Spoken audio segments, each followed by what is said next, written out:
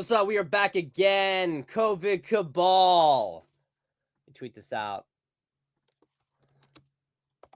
COVID Cabal, guys. COVID Cabal. We are back. Back again. If you guys are here, you know the deal. If you guys are here, leave a comment in the chat. If you're here, leave a comment in the chat.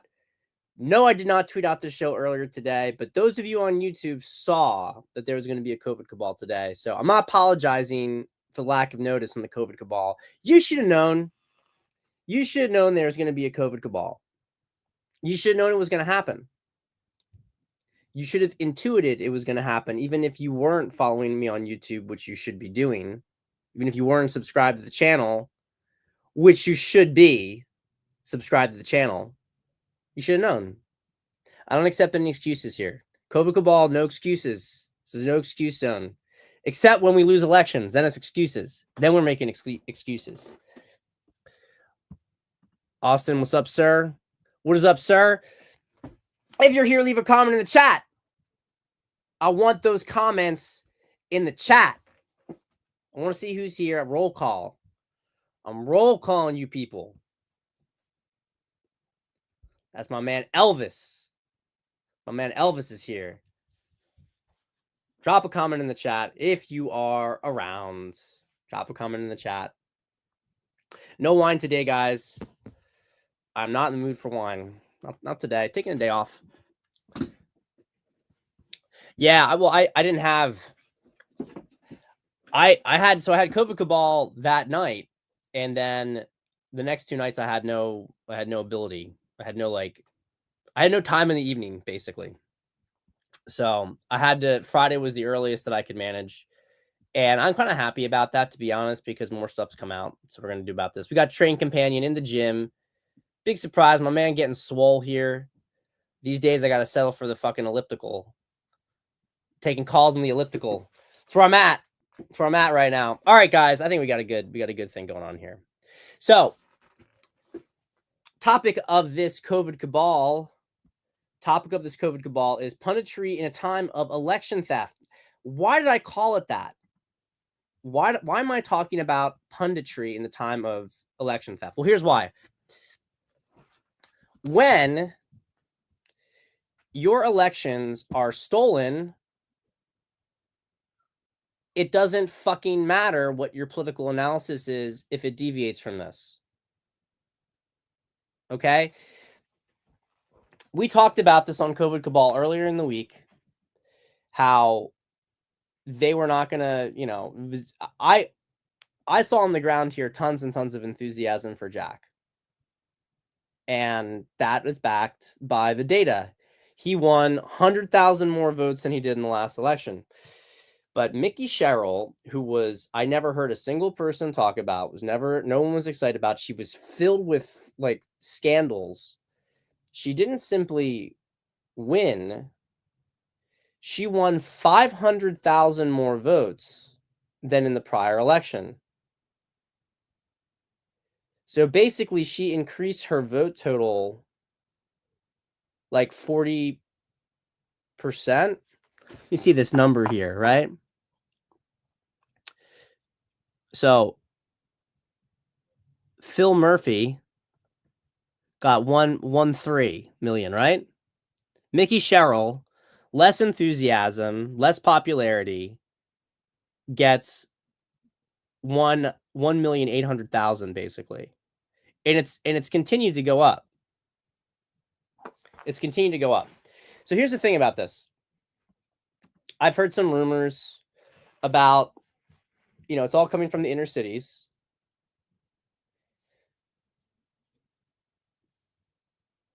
Does it make sense? Does it make sense? This is literally 2020 election Biden level vote shift. Speaking of 2020 Biden election vote shift, let's look at Virginia. 175,000 votes show up in the morning. Look at this. Look at this graph here. Look at that. You see a natural, normal trend line, and then all of a sudden, in the middle of the night, they all flip.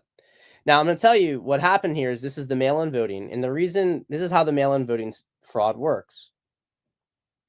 You're able to ascertain because people have to put their stuff in ahead of time. So you already have the votes, right? You already have the votes. So you know who voted.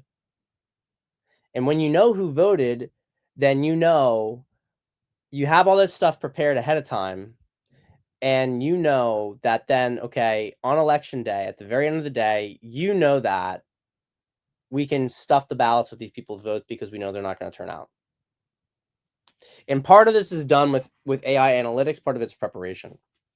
I have heard that the machines were being pressured to really go hard on this.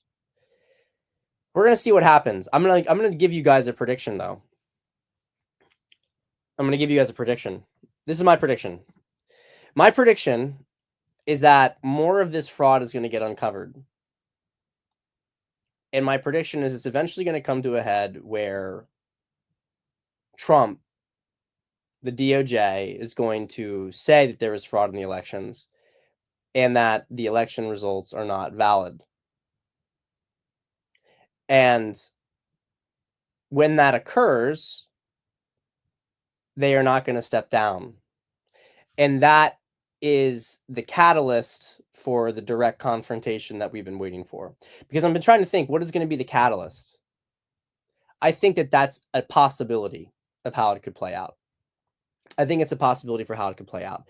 Because to me, there's not even a shadow of a doubt in my mind that there was fraud in the elections. Again, it's one of these things, like, don't believe your own eyes. Here's some more data points for you guys. I think Mondami won, by the way, in New York. They may have done shenanigans there. I don't think it changed the results in New York. But I do think it changed the results for sure in New Jersey and probably also Virginia. Let's look at some more data points here. Here's something interesting. Some Hispanic precincts move 15 points right compared to 2021. Some move 15 points to the left. Doesn't make any fucking sense. Doesn't make any sense. Something is brewing. Trump slamming the binder closed a few weeks ago is another tell. He's at his wit's end.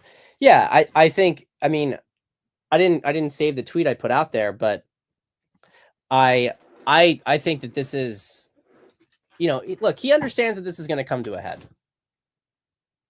I think he's probably frustrated with some of his underlings. I think he's frustrated at the fact that the Republicans won't kill the filibuster. I mean, imagine how frustrating it is to have cowards all around you. You're trying to fight a war and you got fucking like cowards. Everything you do, you're held back because you have cowards and traitors all around you. There's just like a core center of will, like in his cabinet. And then even in parts of his cabinet, maybe there's weaker will. And then in Congress, it's just a mess. And the judges, it's like people just, there's so many of them who are just really, they're fucking cowards. That's really, I don't, it's no other word for it. They don't have a fight in them. So I can very much see this as a catalyst. I can see this being how things kick off, because they will then say he's trying to remove the democratically elected people. He is this fascist. And that's what they do. They use these elections, which barely function anymore. And they use this election as the call against him. This is how Trump will overstep his power. And this is the thing. This is how they bait him. And if he doesn't overstep his, if he doesn't, if he doesn't take action, though, then what do you get? You get all these fucking states stolen. And you get the same thing that happens. Like, you can't actually govern the union because you cannot create actual real political change in any state. If a state is captured by blue infrastructure, it can never be uncaptured because they keep stealing the elections in that state. There is only one way to handle it, and that is, the Insurrection Act. It's always been the case. Set up all the way back from season 1 COVID cabal. Maybe it wasn't the right time, but this is where it's going. It's going that direction. We all know it's going that direction. Cowards are corrupt. I mean, they're definitely corrupt. They're traitors, right? They want their own, they have their own power, they want their own thing, but they don't understand what time it is. They don't understand that, like, they're just trying to milk this beast to the end. I don't know. I really like. Maybe some of them are gonna get through. Maybe they understand what leverage they have, but the filibuster isn't even constitutional. Like, we've talked about this. Like, it is a procedural thing. That's all it is. There's like, we are trying to not even govern the country based on like the filibuster. Like, we can't get rid of the filibuster. Why? That's not how you're supposed to run the country. But they do it because then they don't have to have anything get done, and they can let the bureaucracy, they just wait it out. They wait out changes with the filibuster. That's over. All this stuff is over. So I'm telling you guys, I think that's where it comes to a head, because if you look at the timing here, if our target is Q1, by the end of Q1 2026, we're going to see this standoff, this direct confrontation. Let's even say, if you look at the astrology, they're saying mid-February, right? From late January to mid-February. So if we're looking at it from that perspective, then this time frame makes pretty good sense, because they're going to get installed in power, and then there will be a pull to invalidate the results and a resistance to that. We'll see. I could be wrong about this, but I'm throwing it out there for food for thought, because what I want to encourage you guys is that it looks very, very dark right now. It looks very, very dark right now. And I know a lot of people are frustrated. A lot of people are losing hope. And I'll just tell you guys, like, first off, did you actually think this was going to be an easy fight? Did you actually think that they weren't going to put up a fight? You thought they were just going to roll over, that they weren't going to steal these elections when it's like their last stand?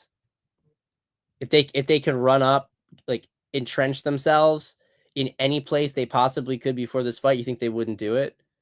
They had no reason not to steal these elections. If they didn't steal them, they're gonna, then what? You're just gonna concede the loss of these states? No, they're gonna pull out all the stops. It was always expected. I think that the scale of it was higher. 500,000, that was pretty substantial. But that's good, because it was so much more substantial, it makes it so much more obvious.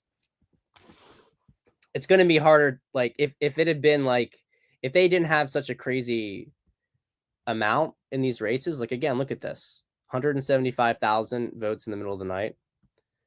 They didn't win New Jersey and Virginia. I'm just calling it like I see it. They didn't win it. Let's see what else here. Look at this. 50% Hispanic town. The mayor endorsed the Republican. Look at this vote. Look at this vote shift. Look at how weird this looks. A 21-point swing from Harris to Sherrill in 1 year. Very strange. Very strange. Now, this is very strange in a lot of ways. Does not fix. You have what happened in the inner cities. That's not an inner city town. I don't know Bellevue, but that's very strange. That's a very strange political. I'm going to put that up again. 1 year. You see some of these things, you can see like a 10-point move, but that was over the course of 4 years. And look at that, even when you think about it. Biden, I don't know if they stole in this exact state, right? But you can see that where the trend has been. The trend has been going, okay, every 10-point moves right every year. And then 1 year into the Trump administration, 20-point shift the other direction. It's worth considering to what extent that has to do with deportations. It's worth considering it. But in my experience, legal Hispanics are all about the deportations, especially legal Hispanics who are moving to the right. The deportations are not, I mean, if you're moving more towards the right, when the right, like, Trump was campaigning on deportations. Maybe I'm just saying these things don't make sense. And I would say, yeah, it's 2020 all over again. It's 2020. The scale of it is 2020 all over again. And I do think that we're at that point. This is a mistake, by the way. You should not be watching COVID Cabal. You should be watching the masterclass if you have it. If you don't have it, it's okay. It's on release on Friday next week. And it's amazing. It's absolutely amazing. Absolutely amazing course. We're getting so much good feedback in the group right now. So I'm really excited for you guys. Get it on the launch weekend, okay? Because you're going to get a deal on it. You're going to get some special stuff if you get it during launch weekend. And it'll never happen again. You will never get what you're getting launch weekend if you don't get a launch weekend. So Friday the 14th through Monday the 17th, that's your deal window. All right. Do I feel that Trump is tone deaf on the economy? He is good about listening to the base, but the message, but is the message getting through? This is a great question. I do not think that Trump is tone deaf on the economy. This is what I think. And so this is, I appreciate the comment because it also gets me back on track.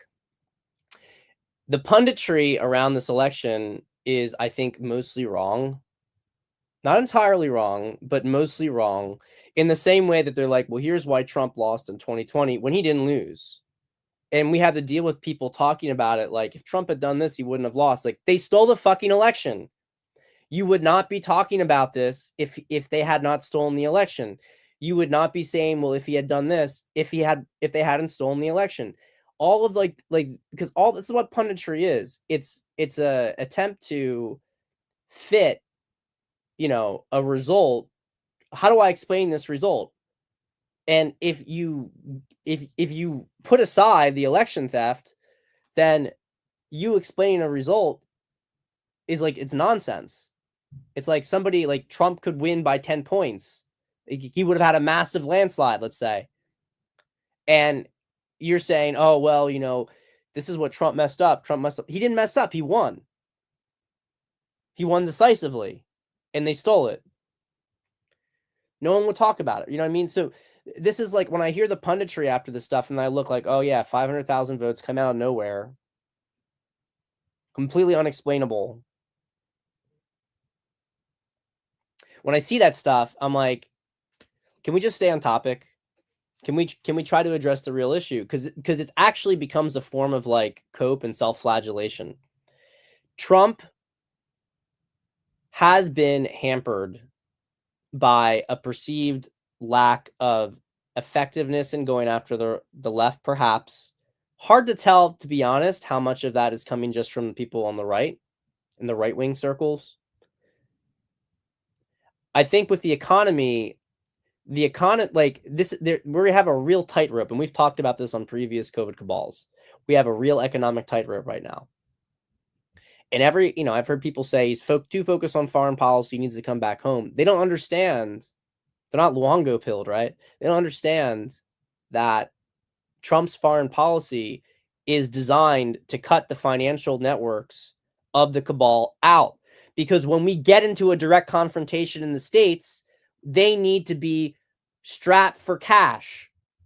And they need to have all these other points of pressure around the world. They need to be diffused. So they can't distract us. They can't have us fight wars on multiple different fronts. Trump is delaying, and I said this from the very beginning of this, when we started these COVID cabals again, season 2. Said it from the very beginning, okay? I said Trump had until the summer of 26. He did not have to take direct action against the left. Everybody wants him to, but he had no incentive to in many ways. When we look at the surface and we look at what they could do because we didn't confront the left. Now they were able to do this. Okay, but what you're not seeing is that because we didn't confront the left yet directly, we were able to do this. These are all the other ways that we've been able to shore up our position. And by the way, it creates also more political capital to do things. Now, of course, the election theft can affect narratives to mute some of this stuff.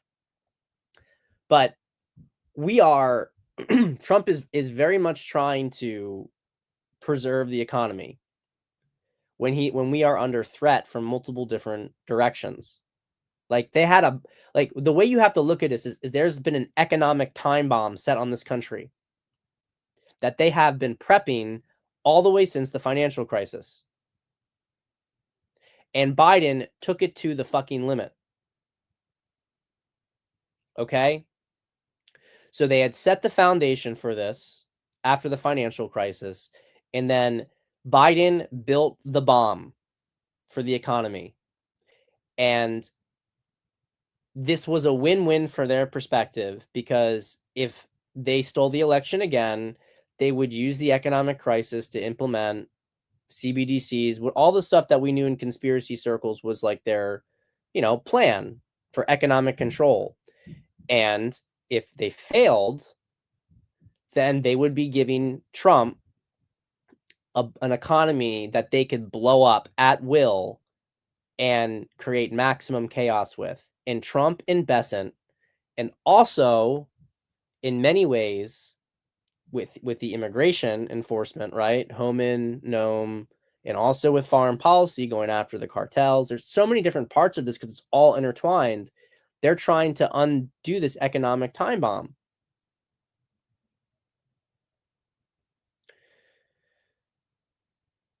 Setting the foundation for a very, very good situation for us. I understand, obviously, the average person, they first off, they don't even understand this. They don't know that this is going on because it's obscured. But more than this, yeah, I mean, voters have, what have you done for me lately? And Trump's being also undercut by a lot of these businesses, which have decided, very interestingly, all of a sudden to just start laying off tons of workers. And of course, trying to get more H-1Bs. So we are under attack. It's a fight. But this is all going to get resolved before the midterms. And I'm going to put some some steel in your spine, because even just from an astrological perspective, it was expected to be a period of perceived setbacks. And this is a good story. This is our story. This is our fight. But come next year with the midterms, we are going to have a decisive victory. It is going to be so decisive, I think it's going to be enough to be able to change the Constitution. We are going to absolutely fucking crush them completely. It's what's going to happen. I feel very, very deeply in my bones that America's bicentennial, our 250th, right, is going to be a very beautiful day for America. And the country is going to have a renewed sense of hope, because a lot of stuff will have been taken care of. And I'm not one to, with these like Q posts and whatever, I'm not one to, so to speak, try to ever take anything like literally on timestamps, but I do wonder as we get through this spring what's gonna happen. I wonder what's gonna happen. So, and this is great stuff right here. Trump is doing exactly what he's supposed to with the economy, killing the debt-based financial system. Fed and debt-based currency needs to go, but it has to be a smooth transition. I did not see this. That's very interesting. Matt Gaetz published an image of Q very recently. I mean, Q's real. It's just a question of, what is it? Military intelligence? But it's obviously our side. And you see it. You've seen the, basically Russia's economic ambassador to the United States, investment ambassador, like Kirill or something like that, Kirilov. He's been Q posting constantly, because this is what these meetings with Xi in Russia, one of the things that's really interesting is, and Luongo talks about this, is how all these like cartels are actually different arms, like the mafias. So like the mafias in China, for instance, are the ones who are actually responsible for most of the a lot of the sabotage that goes on in the country. And of course, they're tied to CCP officials, but it's not. And I'm not carrying water for the CCP per se, because I think that we are rivals with the CCP, and they've certainly done things to damage the country. But I think it's very hard to sort out, well, who within the CCP was doing that, and under whose orders were all these things happening. And it's interesting when you get into the fact that, like, you have these mafias and these cartels, that they are actually working with the intelligence agencies, right? That goes all the way back to World War II, by the way. Gladio, right? The invasion of Italy was done in, working with Cosa Nostra. So these groups, we think of them as just trafficking drugs, but they're actually working with the intelligence agencies and the cabal. So I think that we are, people are going to have to hold out, and I don't think that this is actually a referendum on Trump, and I think that's fallen into left framing, and you have to keep the focus on the election fraud. That's my perspective. I'm not saying don't learn from it. I do think that Epstein, a lot of the Israel stuff certainly demoralizes parts of Trump's base. But that's not, but I don't know to what extent that is the reason that people, quote unquote, didn't turn out. And I don't buy that, because Jack got more votes, 100,000 more votes than he got in 2021. So someone's got to have to square that circle about people not turning out for Trump.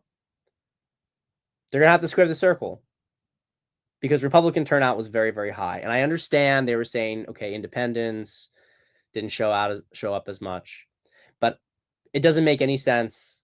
It doesn't make any sense to have these kind of numbers come forward. It doesn't make any sense. Last thing I'm going to say before I jump. Let me put this one first. We're starting to find out about the January 6th pipe bomber and how it was Capitol Police Officer Shawnee Kirkhoff. Now that the alleged identity of the January 6th pipe bomber Shawnee Kirkhoff is finally being forced into the light, every single person connected to that operation needs to be exposed and indicted. Let's stop pretending this was some lone actor. Nothing about January 6th happened in a vacuum. There were networks, there were handlers, there were people who knew exactly what was happening and when. They inflicted psychological warfare on the American people.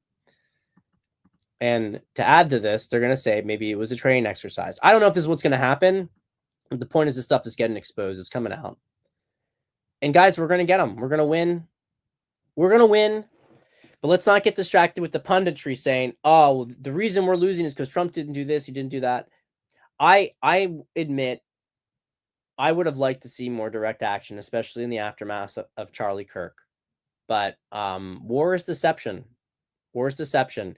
And we can make our feelings known, and we should make our feelings known.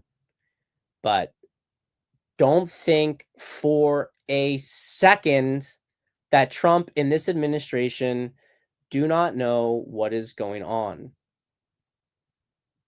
This is not a captured administration like in Trump's first term. There is no analogous dynamics between these two administrations. The same mistakes are not happening again, is what I'm trying to say. So we are going to get there. And if things are not going according to plan, they may have had a setback. They may have had to adjust something based on information that we don't necessarily know about. I'm still a plan truster. I also think that you should chimp. Go ahead and chimp, but chimp about the fact that they stole the fucking elections. Don't accept some sort of framing that the left is surging. They're not surging. I'm not saying underestimate them. I'm not saying that. They certainly have found their motivating presence in Mamdani and in their bloodlust in general. But they are not winning. They do not have the mandate of the public. And if you start to go too far with this and read too much into these affected results, then you are actually going to help the left. That's my take. I will see you guys next week. All right, guys, I'll see you guys next week. This is interesting, by the way. I'll close with this. CCP, I don't think the CCP is itself the enemy. After all, Xi, who has now met Trump, fired 300,000 generals from the PLA a while back. And yes, this is the Kirill Dmitriev is the Russian guy I was telling you about, the trade guy. You can read it two ways with the fired generals with the CCP. That these people were fired because they were outmaneuvered. So, all right. And if you guys have the masterclass, dig in and buy it on Friday when it comes out. I'll see you, gentlemen. Take care.